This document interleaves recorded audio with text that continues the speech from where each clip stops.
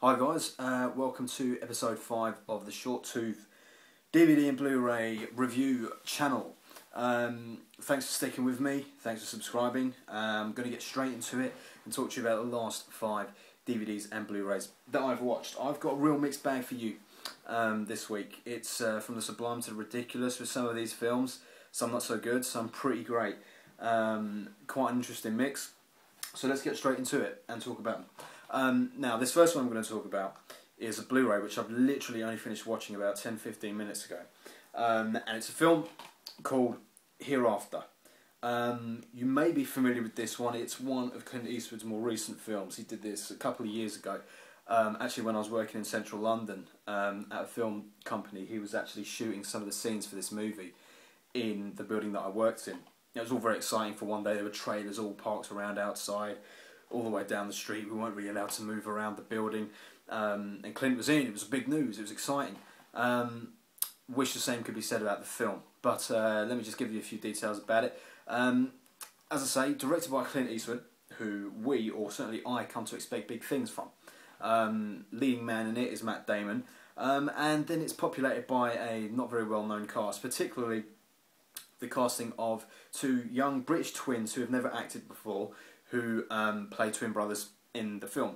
Now, just to give you a very basic overview of the plot, Matt Damon plays a psychic who believes his gift is not a gift, it's actually a curse, and he's living in America trying to deal with that. On the other side of the Atlantic, we've got a French reporter who has borne witness to an awful tsunami, survived, nearly died, but survived, and has come through with the ability to see and experience the other side a little bit.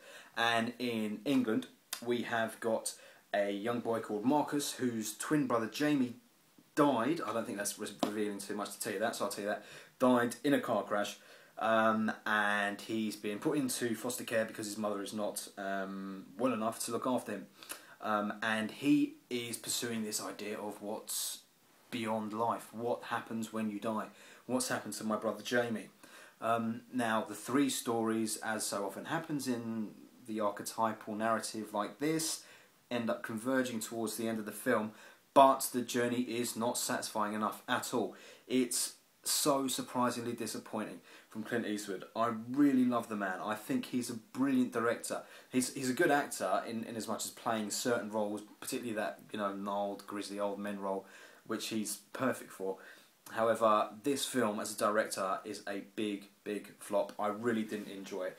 It wasn't that it was not anything new. I mean, it's not something I've really seen before, but at the same time I was bored throughout it because it didn't provide anything too thought-provoking. It wasn't too deep. It always seemed to scratch the surface of this idea of what happens when we die. What happens? What does it mean for us who are left behind? When the people we care about are no longer here, and trying to connect with them and connect and try and form some meaning out of life. It was scratching at the surface of all of that, but it was totally, you know, devoid of all emotion. I couldn't feel anything for any of the characters. There were momentary times where I felt a little bit of something for Matt Damon's character.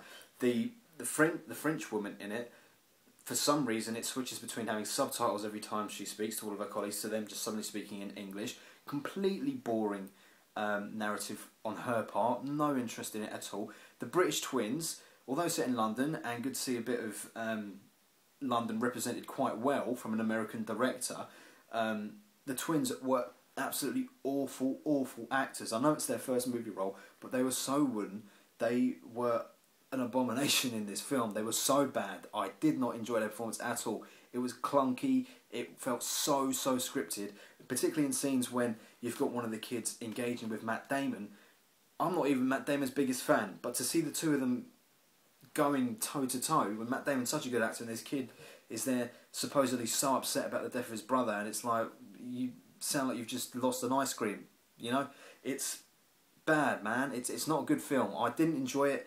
I'm really disappointed. It had a really crap ending. I'm not going to reveal too much. However, there were some pluses.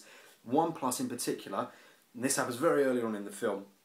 The French woman, as I say, witnesses a tsunami. I've never seen a natural disaster portrayed in such a realistic and brutal way.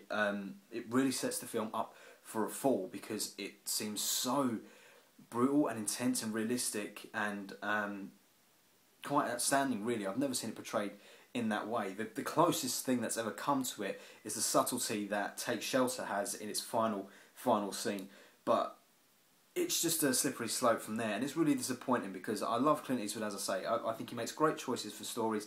This was not one of them. It was not good, it was not enjoyable, easily forgettable. Matt Damon does try his best, and he does salvage moments of it, so the main enjoyable moments in this film are when Matt Damon's on screen, but not at any point when he has any romantic interest in anyone, because that comes off as pretty cliched. I know I say that a lot, but it was the only word for it. It's very cliched in that respect. Worth a watch? I wouldn't say so. Dodge it. I think if you want a film that tackles issues of death and life after death and coming to terms with death, go with something with a brilliant child performance in it, asking the same questions, such as Finding Neverland. It had that feel. It felt like Finding Neverland was the film that this wanted to be, in some ways. Didn't really enjoy it. I would give this one somewhere between a 3 and a 4 out of 10. I'm going to have to give it a 3 because I watched the clock so often in this movie. Big disappointment, really disappointed at that. Sorry, Clint, I will always see your next movie, but that was no good. On to the next one. Now, this is a film that many of you will have seen before. It's probably got a million reviews out there, but I don't care, I'm going to do my one of it because I've only just seen it recently. And it is the big action film, well, not so much action film, the action thriller from about 3 or 4 years ago with Mr. Liam Neeson, Taken, the extended harder cut on DVD. Now, won't bore you with the plot too much. Suffice to say, Liam Neeson plays an ex-government operative agent who's now in retirement. His daughter is kidnapped while she's abroad in Europe, and he goes to hunt the men who did it, to find the men who did it, and kill the men who did it. And he does all of those things in that order, and he does it very well. It's a very enjoyable film. It is brainless, it's mindless, it's not intelligent by any stretch of the imagination. The girl who plays his daughter in it, you pretty much want to get kidnapped because you want some bad shit to happen to her because she's so fucking annoying. The actress is pretty bad. The actress can't run at all in the film. Strange thing to say. Watch the film, you'll see what I mean. Any scene with her running in it, she runs like a 3-year-old boy. Very weird. But a good film, some great one-liners from Neeson. But the thing is, he's such a badass in the film. You keep thinking he's going to get his comeuppance at some point. At some point, someone is going to have to take him down to Chinatown, and it never happens. Neeson just kicks ass all the way through it, right till the very end. And I won't say whether he saves the day or not, but you know, it follows the tried and tested formula. It's very good for what it is. I'm glad I've seen it. I won't be watching it in a rush at any point because it's a by the numbers thriller, enjoyable enough.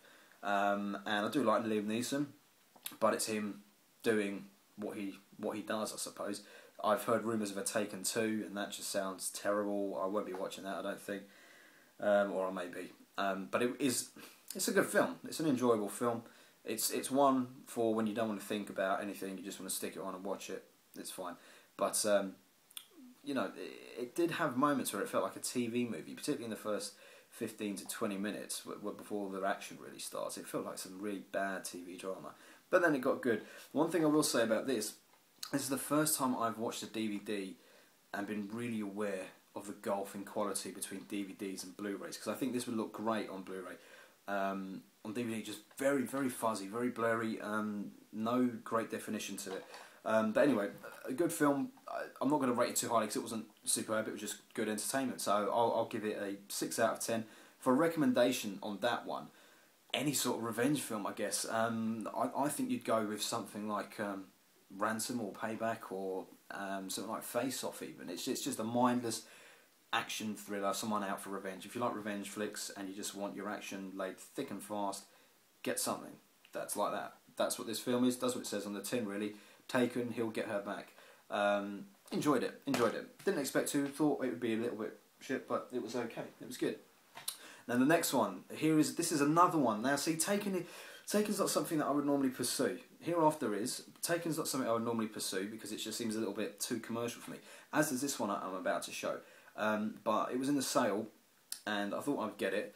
I'd heard bad things about it from some people that I know, so I wasn't sure what to make of it.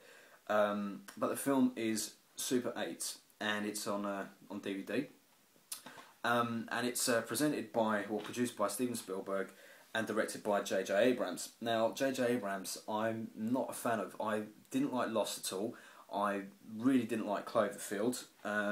Too stylised. I did like Star Trek, but this film is an alien film. So I'm thinking what we're going to get here is E.T., Close Encounters of the Third Kind meets Cloverfield.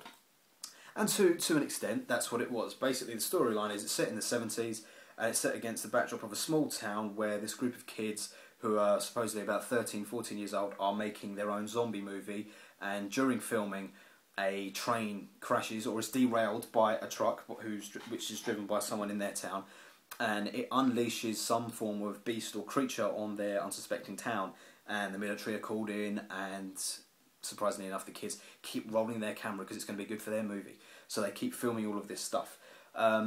Meanwhile, you see this beast in the shadows. You don't see what it is for the majority of the movie, doing its thing, sucking people away, taking people away.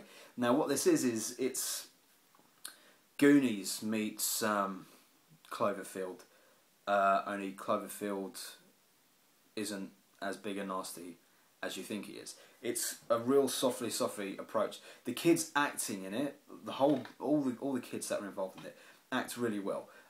It really does feel like the Goonies in that way. Like the chemistry between them is very believable. You feel like they're really having fun and joking around with each other, and that's the nice point of the movie. But that doesn't make a good story, and the story is pretty grim, pretty childish, and pretty silly. It's a very silly film overall. You won't take much from it. There is an underlying message there of letting things go and coming to terms with things, and people letting go of their past and moving forward. But it's so obvious, it's like being slapped in the face with a wet fish with it. In that ham-fisted way that Spielberg has in a lot of his films, whereby he's like, this is the message, haven't you seen it yet? Here it is, and whacks you in the face with it. It was a crap story. The ending was really disappointing, but it's worth watching for the kids, because the kids act really well. And I mean, it's another thing, it's another one of those mindless things for just sticking on if you're not in the mood for anything too intelligent or too good either, I suppose. It's got a 12 rating as well, so they pandered it down for a kid audience. I think possibly it could even be made for kids, because I don't really think that an adult could realistically say that's a great film. It was okay, it was enjoyable enough, but I don't rate it that much. I think you're much better off going to see the Goonies and then watching E.T. afterwards. Much more realistic depiction of an alien and the interaction a child would have with an alien as well. And you know, Goonies has that whole camaraderie thing between youth. I liked it. I liked the acting between them, but the film, big disappointment. And yeah, not very good acting by the adult cast either. But I would give it maybe a 5 out of 10. I'll give it halfway there, because it was halfway to being a good film, but it's fallen prey to that Spielberg, George Lucas thing nowadays of. Back in the day, they were willing to give it their all, and they put guns in movies, and they put kids in danger, but now it's like softly editing out guns, putting in walkie-talkies instead, because you can't have guns and kids in the same scene. They're just playing it safe, and Spielberg's playing it safe these days. He's doing Tintin and he's doing Super 8. I mean, what happened to Jaws? That was a PG, but that was still like scary as hell. Spielberg's kind of lost it for me now. And J.J. Abrams just did what he did, which is make a stylised film about crap. Anyway, 5 out of 10, recommendation for that, as I say, get the Goonies and watch E.T. afterwards. Or if you want something else like that, maybe watch Monsters. It had the same kind of feel as that film Monsters that I reviewed not too long ago, in as much as the creatures that you're waiting to see, you then see them and it's a bit like, what? I mean, like, why? It doesn't even...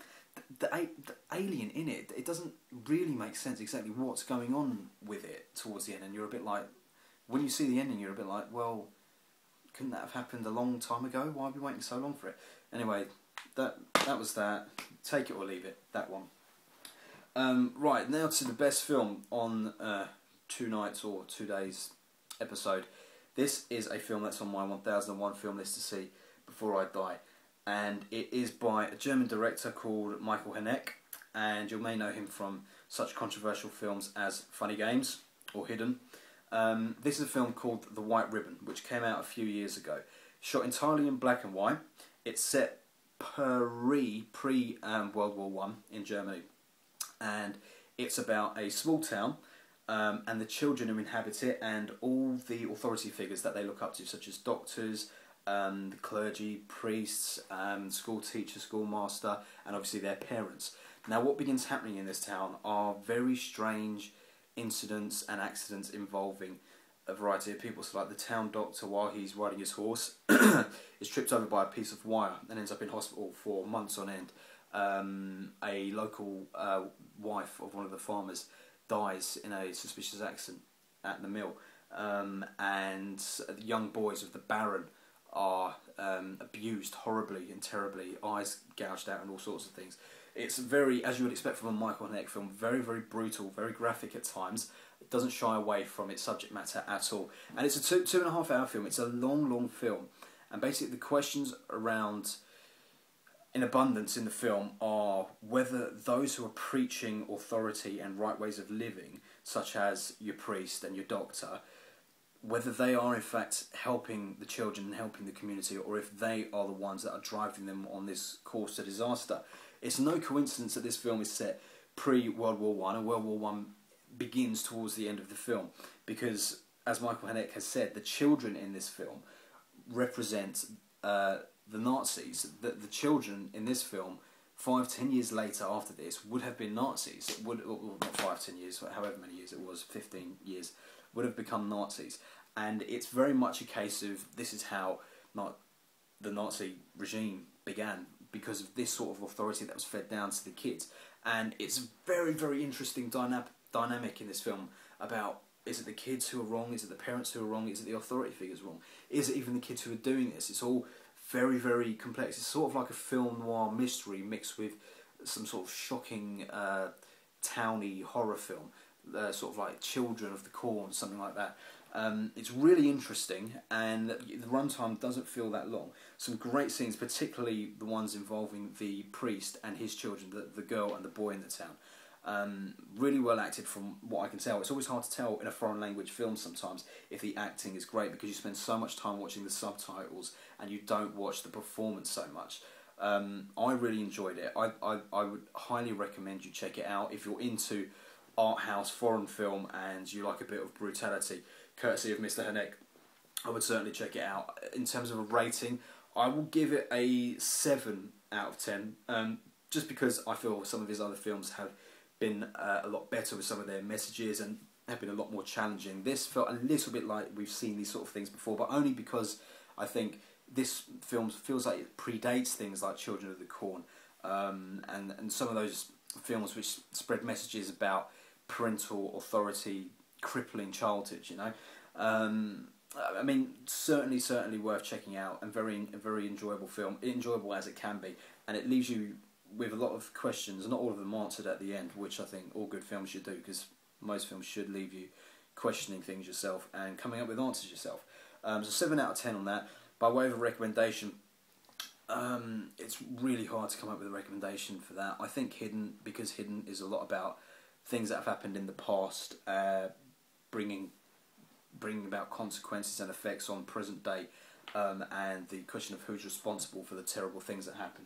So check out Hidden by Michael Haneke. That'd be the biggest recommendation I can give.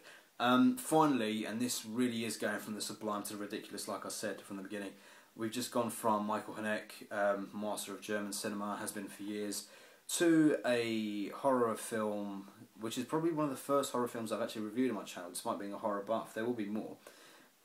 This film I picked up, and I haven't picked up a B-movie looking horror film in a long time, because I've just sort of given up on B-movie horror films because they've all become so generic and just ridiculous, but I do like them, to tell you the truth.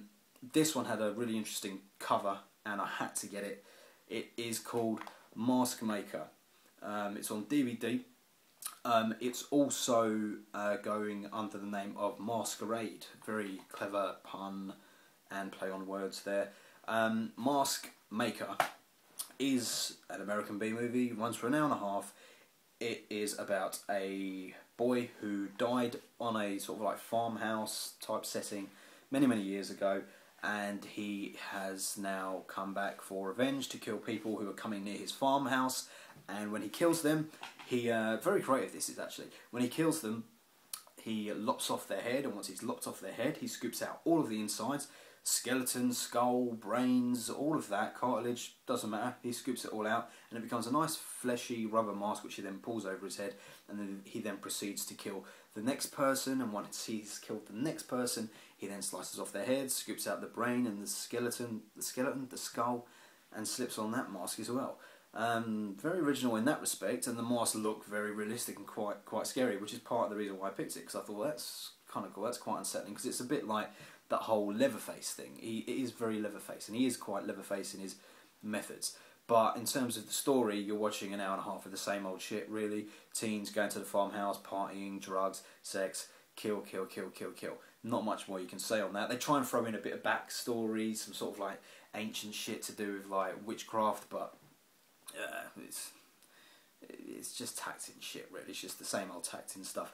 The big plus about this is that it has Michael Berryman in it. Michael Berryman, I don't know if you'll be able to see this picture on the back cover. He's the guy in the middle picture on the back there. Michael Berryman is the bald guy who you will see in many horror films. You'll have known him from way back in the original The Hills Have Eyes, more recently in Devil's Rejects. I love that guy. I think he's brilliant. And in this film, this is the first time that I've seen him playing a good guy.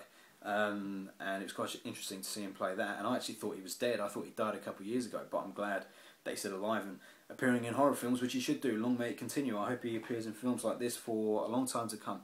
He's suited to them. Anyway, the film was crap. It was crap, but it was, you know, that's what I expected, really. You just want to see some people get all slashed up and cut up a bit, and it did it in a good way, entertaining way. What I will say is that the ending of this film, the last 15-20 seconds of this film, kick ass. I can't reveal it to you, but there is a final kill. I'll tell you that much. There's a final kill at the end of the film, and it is done very well, very surprising, very quick, very snappy, and then the banging soundtrack kicks in as we get the end credits. Worth a watch, or worth shelling out a few quid for, just to see that final ending. I even congratulated the director on Twitter, and it must be so rare that he gets congratulated on this movie that he retweeted me on his page. So I feel quite bad for him and quite sad for him, but he did do a very good, very good ending to this film. And it looks cool. The DVD looks cool, so I would keep that in my collection just for it to look cool, because I like that image. I'd even have a poster of that. Anyway, first horror movie that I've done. Ratings out of 10, I'll give it a 1 out of 10. That goes without saying. The 1 is for the ending, basically, and Michael Berryman. Maybe a 2 out of 10. No, 1. So we'll give that a 1 out of 10. If you want a recommendation for that, go and see any one of the thousands of B movies out there which are sounding exactly like that. Slasher Fest. Go and check that out. Go and check out Texas Chainsaw Massacre. That's a real one. You might enjoy that one fully. That's a good one. Anyway, thank you very much, guys, for sticking with me. Once again, thank you to all my new subscribers. I appreciate your input and I appreciate your support very much so. So keep on watching. I'll be back in about a week's time with some new movies to review. But in the meantime, happy watching. Keep on checking out your own films. Keep feeding me back comments, and I'll see you on the next video. Cheers, guys. Thank you.